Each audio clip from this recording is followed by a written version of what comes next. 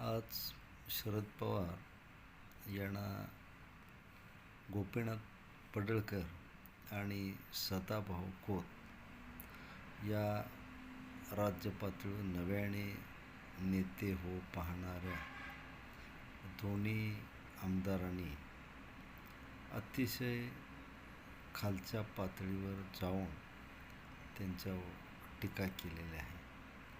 ही टीका महाराष्ट्राच्या संस्कृतीला, एकूण राजकीय संस्कृतीला अभिप्रेत अजिबात नाही आणि ती टीका लोकांनाही आवडली असं नाही.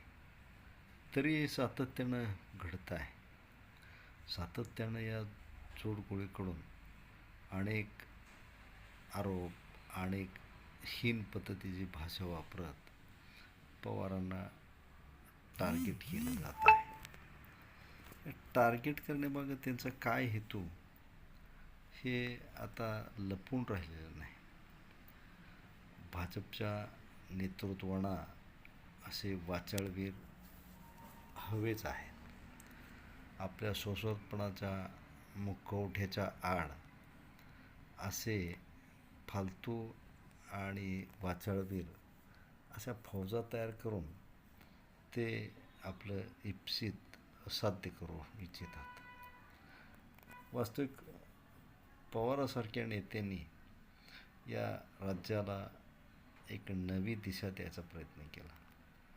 वास्तविक राज्याच्या अनेक विकासाच्या असेल, उत्कर्षाच्या असेल, अशा अनेक बाबीत पवारांच्या निर्णयाचं वेगळेपण आत्तापर्यंत राज्यातल्या जनतेने पाहिलेलं आहे आणि ते तथ्य आहे त्यात की साधारणपणे जे कृषी औद्योगिक धोरण ही मुहूर्तमेढ हा पाया राज्याच्या विकासाचा होता, तो अधिक बळकट करायचं काम पवारसाहेबांनी केलं आणि नेमकं पवारांचं नेतृत्व राज्याच्या लोकांच्या तळागाळापर्यंत पोहोचल्या कारणाने पवारांनाच एकूण त्यांच्या अस्तित्वाविषयी बोलून त्यांना अधिक बेजार करत जाणं आणि अधिक पाणउतारा करत जाणं,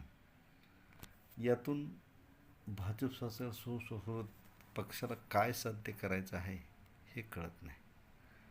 पण तात्पुरतं वेगवेगळे आरोप प्रत्यारोप करून लोकांच्या त्यांच्याविषयी असणाऱ्या भावना, त्या भावनेला कुठेतरी तडा जाईल आणि एकूण त्यांच्याबाबत किंवा त्यांच्या पक्षाबाबत एक संभ्रमाचं वातावरण तयार होईल, असे डावपेच साधारणपणे खेळले जात आहेत आणि हे निखळ राजकारणापायी होत आहे.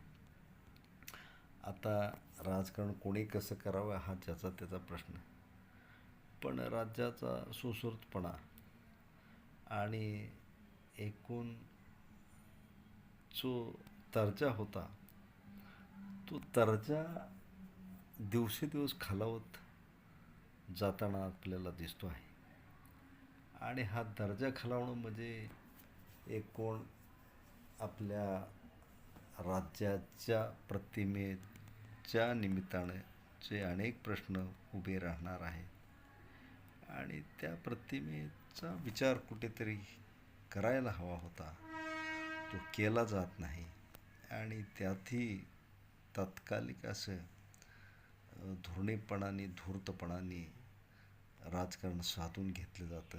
हे एकूण महाराष्ट्राला लज्जास्पद आणि दुर्दैवी असंच म्हणावं लागेल.